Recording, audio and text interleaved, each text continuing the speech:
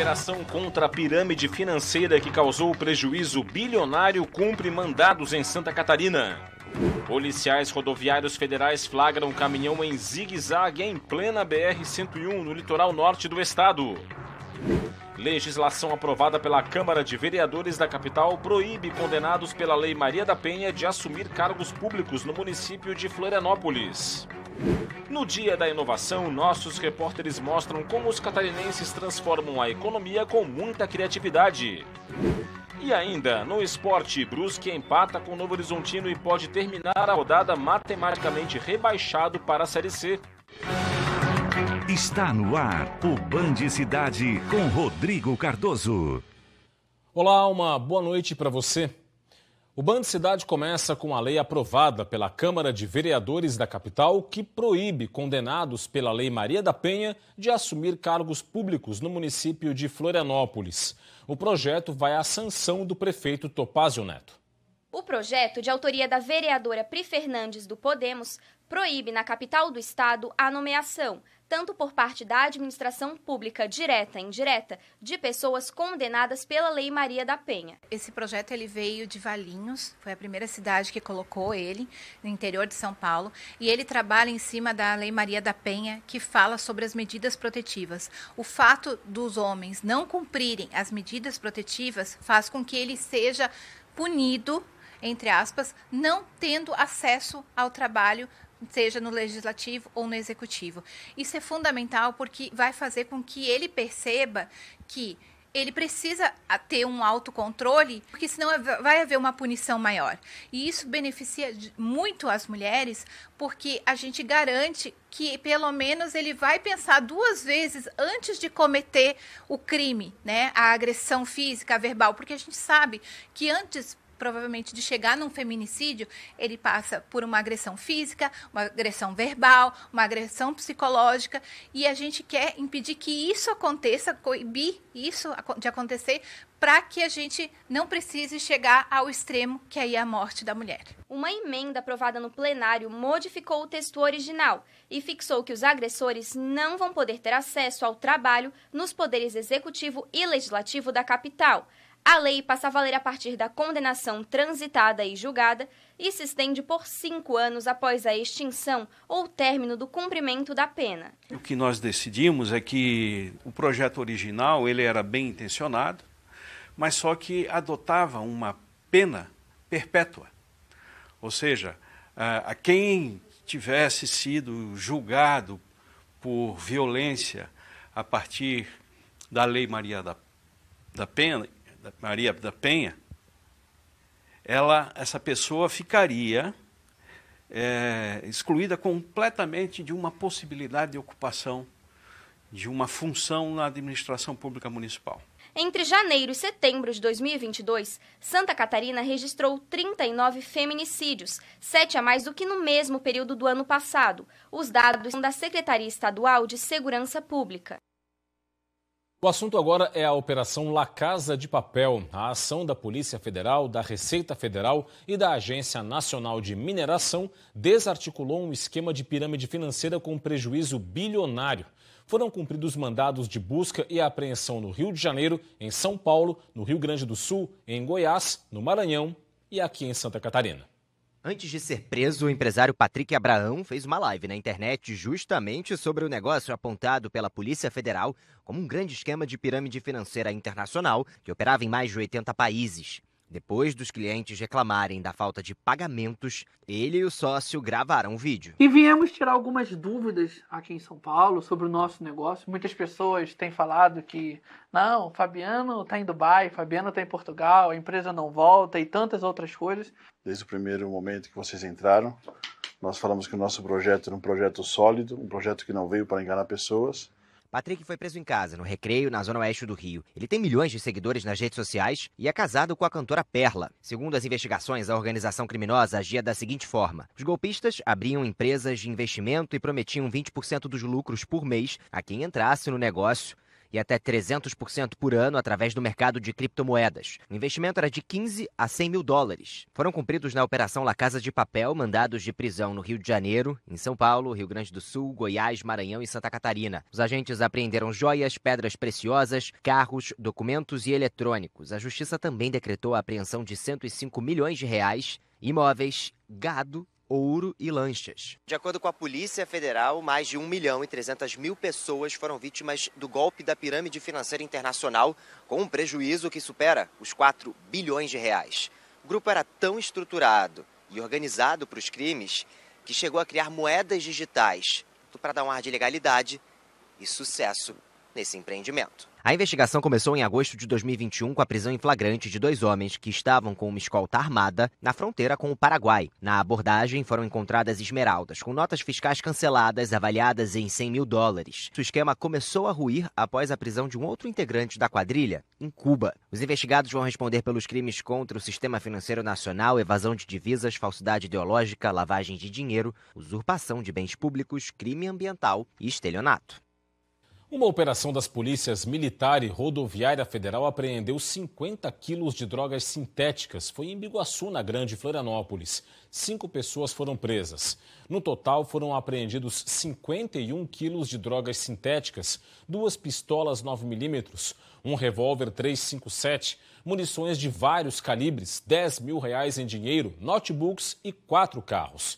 Agentes do Serviço de Inteligência da Polícia Militar receberam informações de que os criminosos fariam a comercialização de uma remessa de drogas sintéticas e comandaram a operação. Após monitorar um local em que os suspeitos estavam, os policiais abordaram 2 veículos e apreenderam MD e betalanina, além de notebooks. No segundo carro foram apreendidos tonéis com grande quantidade de drogas sintéticas, maquinário e insumos para a produção. Dentro da casa, um casal foi preso e, além desse casal, outras 3 pessoas foram presas em flagrante e levadas para a Polícia Federal. Um acidente com 2 caminhões provocou a morte do motorista de um dos veículos na BR-101 em Porto Belo, litoral norte catarinense. Segundo o Corpo de Bombeiros, um caminhão bateu na traseira do outro. Com o impacto da batida, o motorista, de 28 anos de idade, ficou preso às ferragens e teve politraumatismo. Ele morreu no local do acidente. O motorista do outro caminhão não ficou ferido.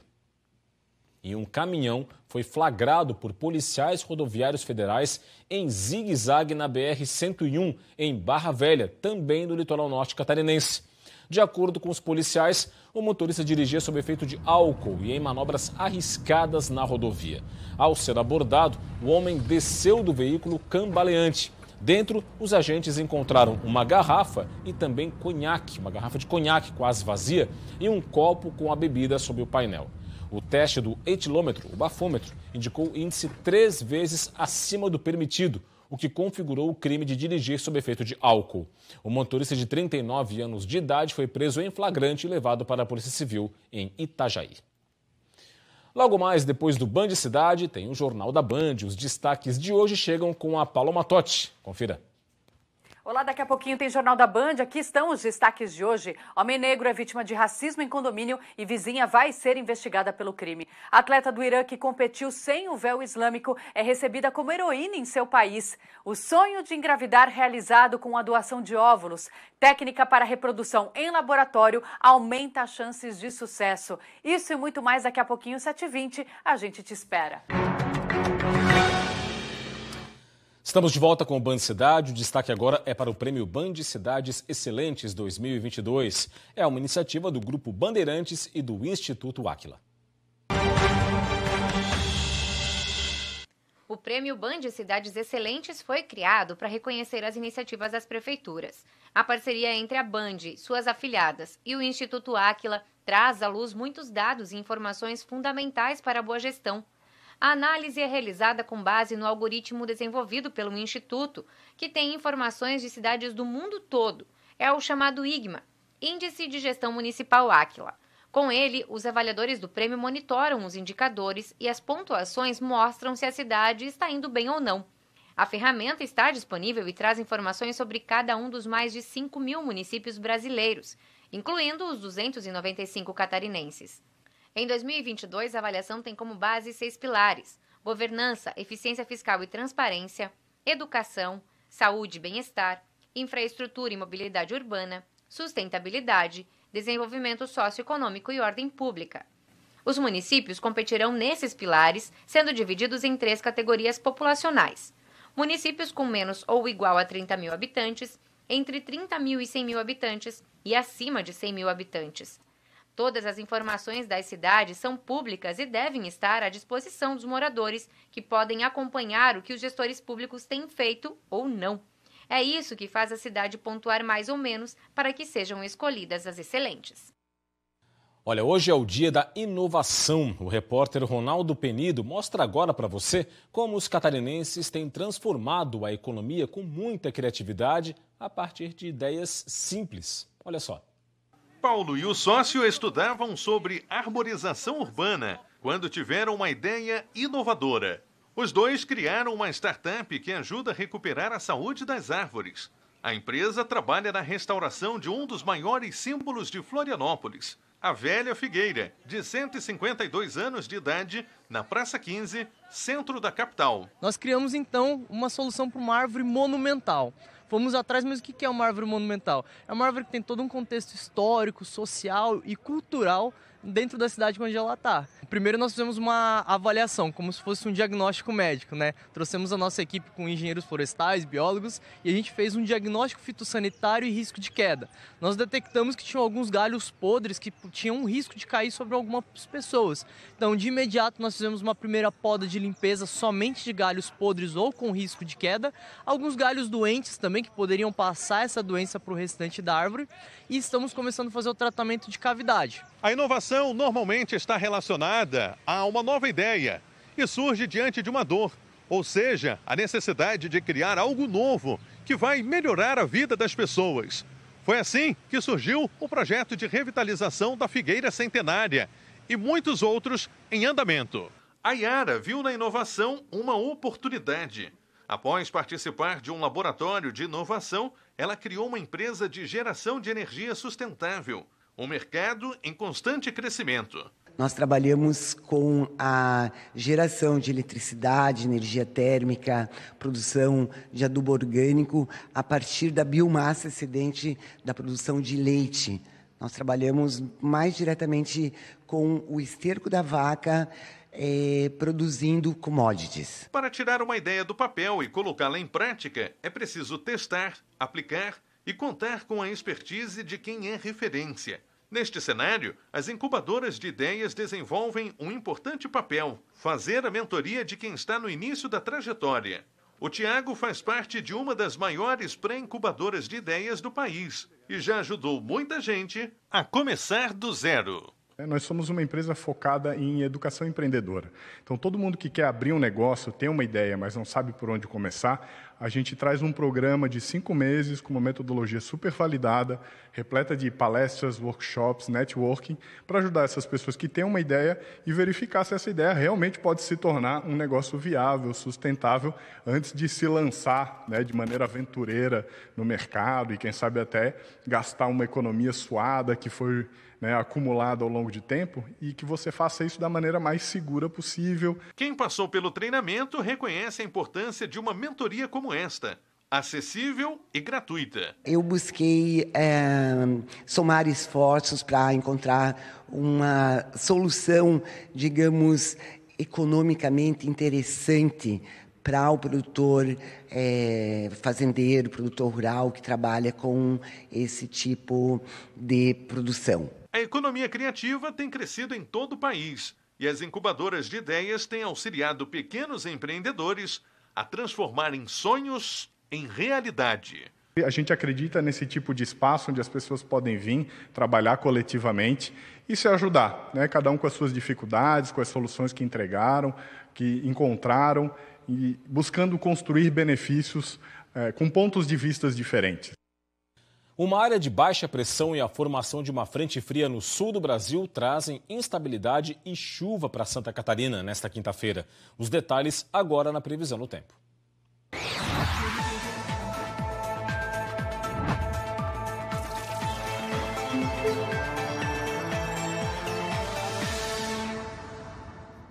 A quinta-feira vai ter chuva e raios no estado, com condição para temporais isolados. Nas regiões que fazem divisa com o Paraná, entre o extremo oeste e o litoral norte, os volumes de chuva vão ser mais elevados. A presença da cobertura de nuvens faz com que as temperaturas não subam muito ao longo do dia. Na capital, mínima de 19, máxima de 24 graus. Em Criciúma, variação entre 17 e 25. Em Lages, mínima de 15, máxima de 19. E em Chapecó, mínima de 17 e máxima de 20 graus. Destaque agora para o portal tvbv.com.br. Na tela para a gente aqui no Band Cidade, olha, separei um destaque importante aqui, ó. 10 criminosos de Santa Catarina são condenados por traficar cocaína pela internet. Vamos dar uma olhadinha, ó. Isso foi em Araranguá. 10 integrantes de uma associação criminosa denunciados pelo Ministério Público do Estado foram presos por tráfico e associação para o tráfico. Eles produziam e armazenavam cocaína e matéria-prima da droga e depois distribuíam para diversos estados do Brasil. A reportagem completa tem inclusive os nomes dos presos envolvidos nessa operação, nessa ação em Araranguá, e tudo isso você encontra em tvbv.com.br, além de muitas outras informações. Acesse, aponte a câmera do seu smartphone para o QR Code que está na sua tela e fique ainda mais bem informado. Vamos começar com o Avaí. O time iniciou a preparação para a próxima rodada da Série A do Campeonato Brasileiro. O time catarinense tem 6 jogos para tentar permanecer na Série A para 2023. Detalhes agora com a repórter Tatiane Borges. A missão do Avaí é de voltar a vencer depois de 5 derrotas seguidas no Brasileirão. O Avaí aparece ali estacionado na vice-lanterna com 28 pontos somados em 32 partidas disputadas até aqui. 96% de chance de queda para a Série B tem o Leão da Ilha nesse momento.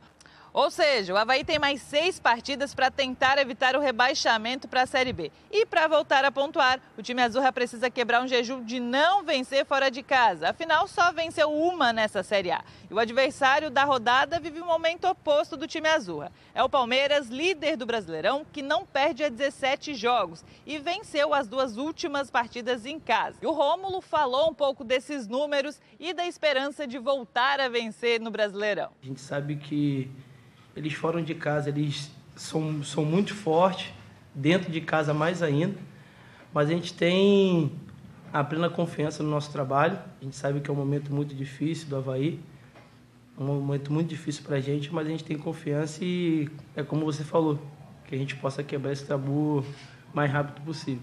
Para o confronto contra o Palmeiras nesse sábado, o técnico Lisca vai poder contar com retornos importantes. O zagueiro Bressan e o atacante Paulo Guerreiro, que ficaram de fora por conta de lesão na rodada passada, já começaram a fase de transição, já apareceram aqui nos treinos. Já o Cortez ainda é dúvida. Palmeiras e Avaí se enfrentam no sábado às 9 horas da noite.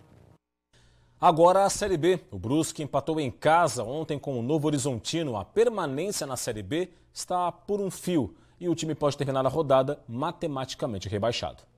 O Brusque entrou em campo com apenas uma missão: voltar a vencer depois de 7 rodadas. Mas aos 16 minutos, o time do Vale viu o Novo Horizontino abrir o placar no Augusto Bauer. Diego Torres aproveitou a sobra e tocou no cantinho. Brusque sentiu o golpe, demorou para reagir, mas aos poucos foi arriscando e levando perigo ao gol do time paulista. Até que um pouco antes de ir para o intervalo, Rodolfo Potiguar lançou na área e Everton Alemão aproveitou a bobeira da defesa adversária para deixar tudo igual. Com o empate, o quadricolor voltou mais animado para a segunda etapa, pressionando mais. Em mais uma falha do time paulista, o Brusque conseguiu a virada. O zagueiro Wallace apareceu livre na pequena área e anotou o segundo para o Bruscão. Porém, o Novo Horizontino não desistiu e conseguiu empatar a partida aos 32. Gustavo Bochecha apareceu livre e estufou as redes. O Brusque ainda teve a chance de marcar mais uma vez antes do fim do jogo, mas Alexandro perdeu a chance de dar a vitória para o Bruscão. Final de jogo, Brusque 2, Novo Horizontino também 2. Com o empate, o Brusque evitou o rebaixamento para a Série C nesta terça-feira, mas isso pode acontecer no fechamento da rodada. Agora o quadricolor vai ter que ligar o secador e torcer para a Chapecoense não vencer o Tombense. Matematicamente as coisas não aconteceram ainda, mas, né, Chapecoense e Tombense, a probabilidade da Chapecoense fazer o ponto é muito grande. Vim aqui com um desafio muito grande, estou motivado para fazer não só esses 2 jogos, mas acontecer o que acontecer. Estou aqui para defender o Brusque. Do esporte para a cultura, o Museu Arqueológico de Sambaqui de Joinville completou 50 anos de história e tem uma série de exposições à disposição do público. A história do museu começou em 1963, quando a Prefeitura de Joinville comprou a coleção do pesquisador Guilherme Tiburcio. O museu foi criado oficialmente no ano de 1969, mas adota como data mais importante o dia da inauguração do prédio, quando abriu ao público em 14 de outubro de 1972. Desde então, tornou-se uma instituição de referência, tanto pela guarda do importante acervo, quanto pelos esforços nas pesquisas e na comunicação museológica. O museu também é referência pelo acervo potencial de pesquisas e pelos projetos educativos e interação com as comunidades que vivem nos entornos dos sambaquis. Também em Joinville, depois de 2 anos suspenso por causa da pandemia, o Stammtisch está confirmado para o próximo dia 22 de outubro. Entre 10 horas da manhã e 5 da tarde, mais de 30 mil pessoas devem passar pela via gastronômica para conferir a apresentação de bandas típicas alemãs e também a gastronomia germânica. Neste ano, 158 barracas estão confirmadas para o evento, que é promovido pela CDL de Joinville. Um bazar foi promovido hoje em prol de profissionais e pacientes do Hospital Regional de São José, na Grande Florianópolis. Os recursos arrecadados vão para investimentos na unidade. Marilúcia é moradora de Concórdia. Ela teve que passar a noite de ontem e a madrugada de hoje em um ônibus. Tudo para não perder o tratamento para os olhos no Hospital Regional de São José, na Grande Florianópolis. Eu fui encaminhada às pressas para cá. Daí, Concórdia aqui, eu saí às 9 horas da noite lá e cheguei às 6 da manhã aqui. Jailiane vem de Lages para São José a cada 15 dias. A aposentada está há mais de 2 anos em tratamento no hospital regional. Eu venho de Tupique e às vezes de ônibus. E faço tratamento para trombose, né? Só este ano, o Hospital Regional de São José recebeu uma média de 8.892 pacientes por mês, somente na emergência. Nos ambulatórios, mais de 2.500 pacientes procuram o hospital todo mês, com casos graves na área de oftalmologia. Outros 1.859 na ortopedia e 2.873 em atendimentos gerais. No caso das internações, a média mensal é de 1.612 atendimentos. Para ajudar os pacientes, um bazar foi promovido nesta quarta-feira em prol dos pacientes e profissionais do local. A iniciativa ocorre há mais de 20 anos e reuniu itens de cama, mesa e banho. O dinheiro arrecadado com a venda vai ser usado em investimentos no hospital. A ação foi criada por Dona Linda, que já foi paciente na instituição. E senti a necessidade das pessoas que ali chegavam. Muitos eram acidentados, não tinham nem um calçado para voltar para casa. E aí eu comecei a dar um dinheirinho para o ônibus, ajudando algumas pessoas. E senti a necessidade de cada um lá dentro e também do hospital. Eu sei que nós precisamos ajudar muito, porque não podemos esperar só o governo, temos que fazer alguma coisa. E é isso, ficamos por aqui com a edição de hoje do Band Cidades. Reportagens desta edição estão no nosso portal tvbv.com.br. Acesse, aponte a câmera do seu smartphone para o QR Code que está na sua tela e fique muito bem informado. Vem aí as notícias mais importantes do Brasil e do mundo no Jornal da Band. Mais informações de Santa Catarina você confere amanhã, meio-dia, no Jogo Aberto SC e meio-dia e 20 no SC Acontece. Para você um forte abraço, muito obrigado pela audiência, boa noite, até amanhã, tchau, tchau.